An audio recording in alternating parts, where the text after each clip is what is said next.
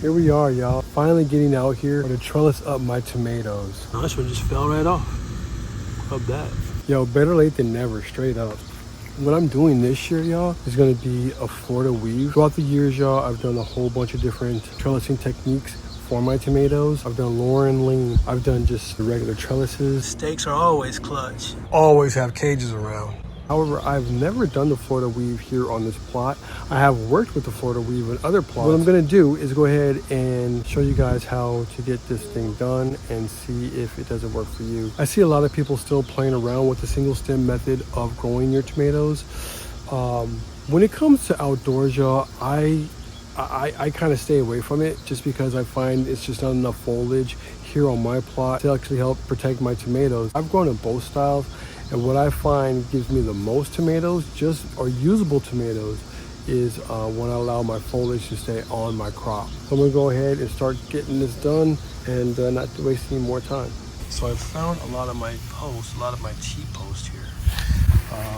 I have a bunch more around the plot, so I'll probably end up hunting for more of these pretty soon. What I'm gonna do is go ahead and get started with what it is that I have. And if I have to go over to electrical conduit, I'm more than willing to do that. First, I wanna center this post to the row to make all my posts easier to line up. Second, I'm gonna drive the post in. I don't know if you guys can tell this or not. I'm actually not driving these posts straight into the ground. There's a bit of an angle leaning away from my tomato crop. This is gonna help with tension later. Especially at my end post, I wanna give them a little bit more of angling out.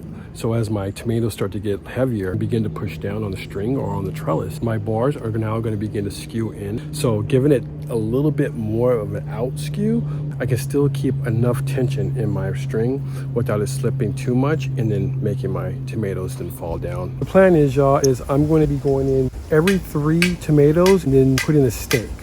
However, that sunflower is bugging me. Birds got me, y'all. One of these days, I'm gonna see how many 10-20 trays of sunflower microgreens I can get out of one sunflower seed head. All right, y'all. Got my feed. Watch out, man. And I got my extension. Camera died, and it's the next day. Pretty much got all the stuff in the ground. Did actually have to go over to electrical conduit just because I couldn't find any more of my T-post. Use any kind of string, y'all. I got this one from Blue Fire Farm Supply. Pretty much it's on Amazon. Very inexpensive. I actually opted for more of the nylon-ish twine that I can use over and over again just for different things around here, so it could be reused. But you can feel free to use more like a natural twine. Don't work here, it just won't last as long. All right, y'all, the phone overheated. Keeps on doing that. So here we are on the next day. So I'm gonna show you guys how to do it, but we're just gonna go from the top. Just because of the way that these tomatoes had to grow in this year, I had to do a lot of exchanging. We lost a lot due to gophers and stuff like that.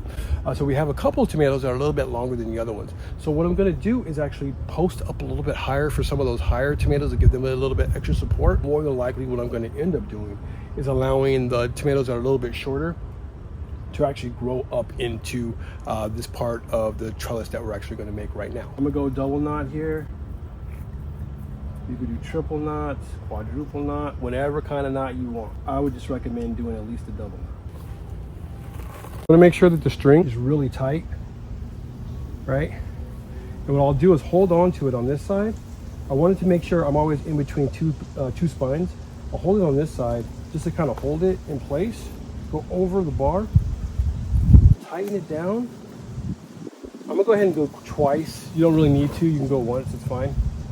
And then boom. More so doing it for these tomatoes right here. And seeing that it's drooping over this side and that I went in front of it the last time, I just make sure to go behind it this time. The tomato, for the most part, right here, is pretty much supported. All right, so now here we go to our second support beam. Do the exact same thing, boom. There goes one. Yeah, that's fine. There's one. And then two. Just like that.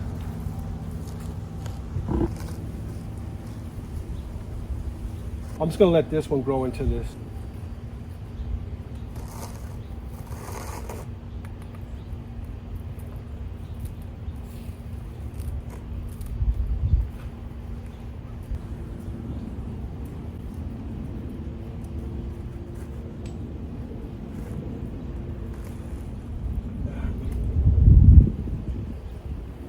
Cut all the way down.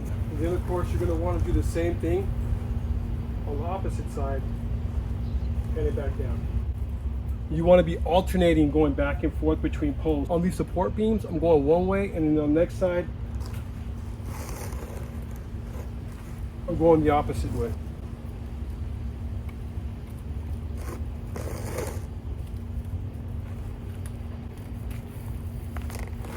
So here we are at this tomato, where at first I was in the front one, this one right here,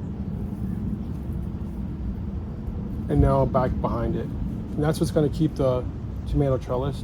Make sure to tighten up that string, add some support with this hand, wrap it around once or twice, and head on down. For this part, dude, I'll go about 2 or 3 times. This one's going to have the most weight on it. And all you're going to do now is just knot it off. Use yourself a little bit extra. Make this a little bit tighter. Wrap it once, twice, 3 times. All right, cool. Now what I'm going to do is tie it back onto itself. I like it, kind of make it go underneath the wrap there, and then get another one going. That way, if it starts to slip, it slips back onto itself. What if I could do it with one hand? You can try. Oh yeah, check it out. Hopefully I don't break it. Boom. Yeah, so something like that. Kind of hard to do with one hand, but you guys can see. Boom, perfect. Got that Florida weave for that ass. No, it's fine. So, like I said, all these other ones right here, man, they got some time to catch up to these other rungs. Y'all, for the way that I choose to grow tomatoes, man, I think this probably is the best trellising system that I've used so far. It's easy, it's neat. On this plot, we have a 30-foot row. On the other plots I normally run, we'll have a 50-foot row. So the hog panels just won't be as cost effective. To be honest with you, they actually might be more work in terms of storing all that stuff throughout the course of the year when I'm not using them. We have a lot of them here already, so. This right here, y'all, this is proven to be dope. All right, y'all, now we got some pretty clean rows. Florida weave, y'all, definitely recommend this technique of trellising if you're growing outdoors and you get as much solar exposure as I do here. Yeah, y'all, I would definitely suggest at least giving this a shot on a couple rows to see how you might fare. Don't get me wrong, please, if you are dealing with more of a raised bed situation, tomato cages are awesome. Just a straight stake works well. Just right now, dude, we just have a long run of tomatoes, so however, I've seen the Florida weave work quite well in a raised garden bed as well. I want to be as efficient as well as cost effective as possible. All right, y'all, I hope this one helps. I'll talk to you soon, man. Peace. First tomato of the year, y'all. Never disappoints, man. Never disappoints.